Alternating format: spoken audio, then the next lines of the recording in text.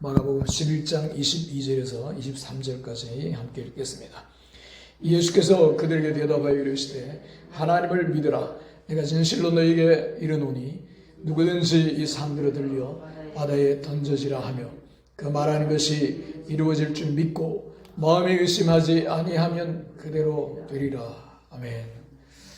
여러분, 오늘 이 자리에 모인 우리의 가운데 하나님의 임재가 함께합니다. 할렐루야. 그런데 우리 모두 삶에는 크고 작은 산들이 있을 것입니다.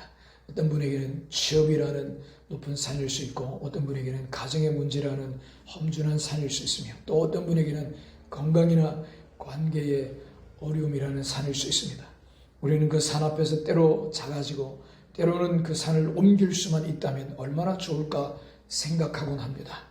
오늘 우리가 함께 나눌 하나님의 말씀은 바로 그 산을 옮길 수 있는 놀라운 능력에 관한 이야기입니다. 우리가 예수님을 믿는다는 것은 단순히 어려운 일이 생겼을 때 도와주세요 라고 비는 것을 넘어선다는 것입니다.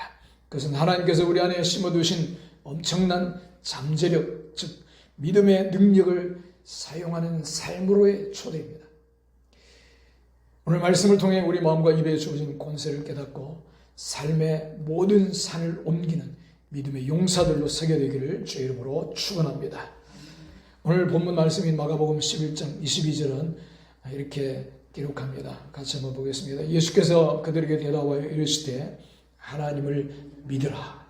얼핏 보면 이 말씀은 하나님을 신뢰해라는 평범한 권면처럼 들립니다. 하지만 원어의 의미를 깊이 들여다보면 훨씬 더 강력한 메시지가 담겨 있습니다. 이 구절은 하나님의 믿음을 가지라. 즉 하나님께서 가지신 것과 같은 종류의 믿음을 소유하라는 뜻입니다. 이것은 엄청난 선언입니다. 예수님께서는 우리에게 그냥 믿으라고 하신 것이 아니라 창조주 하나님께서 세상을 말씀으로 창조하실 때 사용하셨던 바로 그 믿음의 원리를 우리도 사용할 수 있다고 가르쳐 주시는 것입니다. 할렐루야.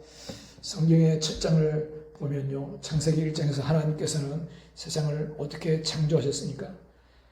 빛이 있으면 좋겠다고 마음속으로 생각만 하신 게 아닙니다. 성경은 분명히 기록합니다. 창세기 1장 3절 하나님이 이르시되 빛이 있으라 하시니 빛이 있었고, 하나님께서는 마음에 뜻하신 바를 입으로 선포하셨습니다.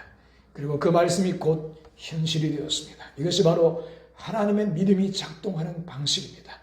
이런 믿음을 우리도 가지라고 하는 것입니다. 어느 한 성도님은 작은 가게를 운영하며 큰 경제적 어려움에 부딪혔습니다. 매일매일 적자 때문에 걱정하며 밤잠을 설치던 어느 날 이 말씀을 붙잡게 됩니다. 그리고 결단했습니다. 내 생각과 감정에 머무르지 않고 하나님의 믿음을 사용하리라.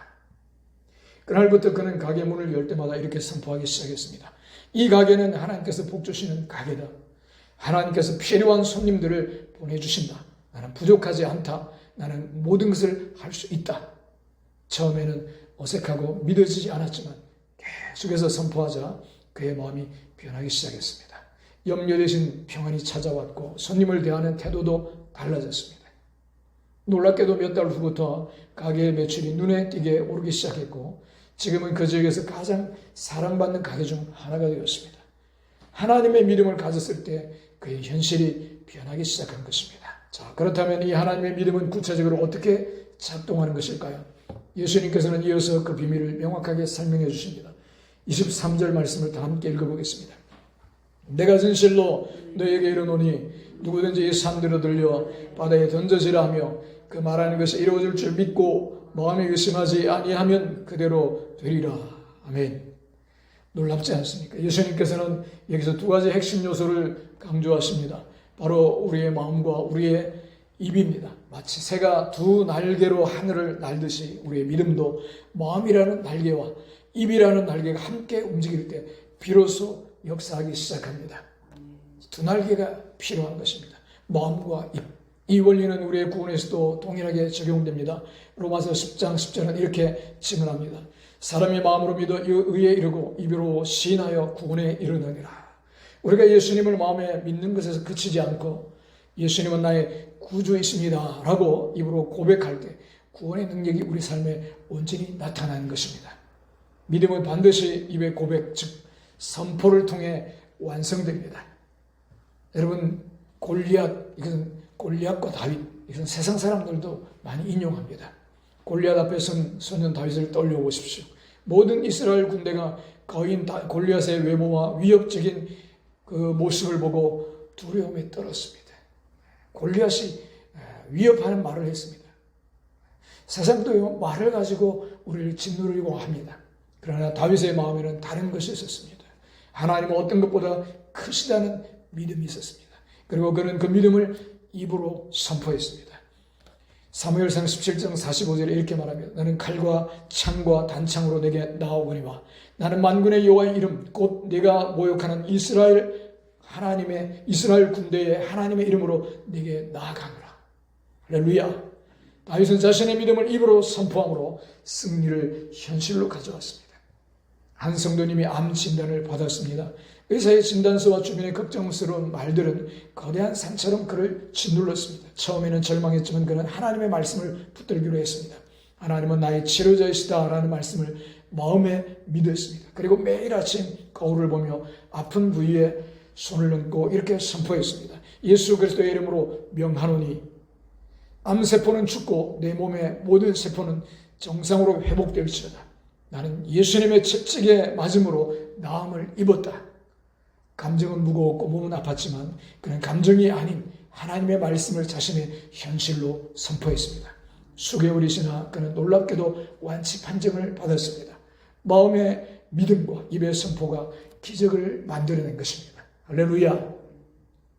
또 자녀가 방황하여 부모의 속을 썩일 때가 많습니다. 한 어머니는 아들 문제로 매일 눈물로 기도했습니다. 그런데 기도의 내용이 하나님 저 문제야 아들 좀 어떻게 해주세요 라는 한탄이었습니다. 그러다가 깨달았습니다. 문제에 집중하는 것이 아니라 하나님의 약속에 집중해야 한다는 것을요. 그날부터 기도의 내용을 바꿨습니다. 아들의 사진을 붙들고 이렇게 선포했습니다. 내 아들 아무개는 하나님께서 택하신 거룩한 자녀다. 그는 하나님을 경외하는 지혜로운 아들이 될 것이다. 흑암의 권세는 그에게서 떠나가고 하나님의 사랑이 그를 온전히 사로잡는다. 할렐루야. 이렇게 믿음으로 자녀의 미래를 선포했을 때 신기하게도 어머니의 마음에 평안이 찾아왔고 몇 년 후 아들은 정말로 주님께 돌아와 신실한 청년으로 변화되었습니다. 성도 여러분, 우리가 반드시 기억해야 할 것이 있습니다. 마음으로 믿는 것은 믿음의 첫걸음이며 매우 중요하지만 그것만으로는 충분하지 않다는 사실입니다. 고린도서 4장 13절에 말합니다. 기록된 바 내가 믿었으므로 말하였다 한 것 같이 우리가 같은 믿음의 마음을 가졌으니 우리도 믿었으므로 또한 말하노라. 믿으면 말한다는 것입니다. 진짜 믿음은 말하게 되어 있다는 것입니다. 믿음 때문에 말하는 것입니다. 이것이 믿음의 자연스러운 흐름입니다. 환경이 뭐라고 말하든 내 감정이 어떻게 요동치든 마귀가 아무리 속삭여도 우리는 그것들보다 더 높은 현실, 즉 하나님의 말씀을 선포해야 합니다. 할렐루야. 왜냐하면 하나님의 말씀은 그 자체로 실제이며 능력이고 우리가 그것을 마음으로 믿고 입으로 선포할 때 영적인 실제가 우리의 물리적인 영역에 나타나기 때문입니다. 이것이 바로 우리가 끊임없이 하나님의 말씀을 고백하고 선포해야 하는 이유입니다.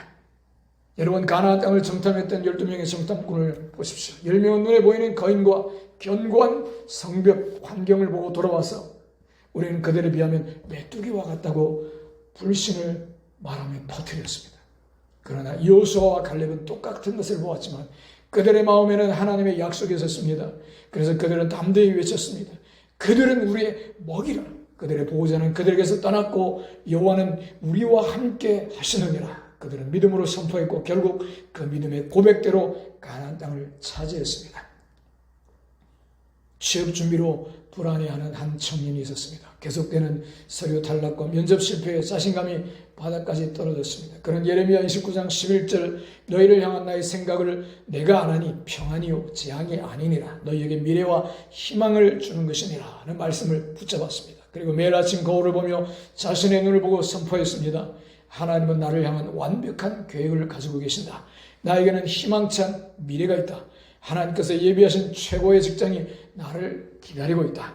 그럼 면접장으로 가면서도 차 안에서 계속해서 하나님이 나와 함께 하시니 나는 담대하다고 고백했습니다.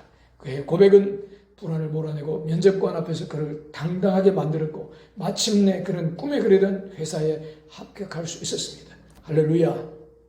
또 이런 이야기가 있습니다. 믿지 않는 남편 때문에 수십 년간 기도해온 한 권사님이 계셨습니다.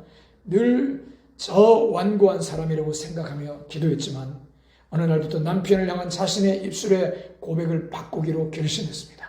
남편을 볼 때마다 마음속으로 그리고 기도 시간에 소리내어 이렇게 선포했습니다. 내 남편 아무개는 하나님의 사랑받는 자녀이다. 구원의 은혜가 그의 마음에 임하고 있다. 그는 장차 나와 함께 주님을 찬양하게 될 것이다.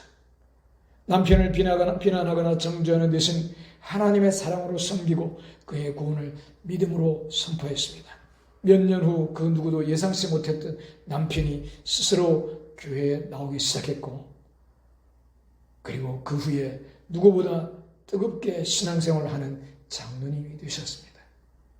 입술의 고백이 한 영혼을 구원한 것입니다. 할렐루야.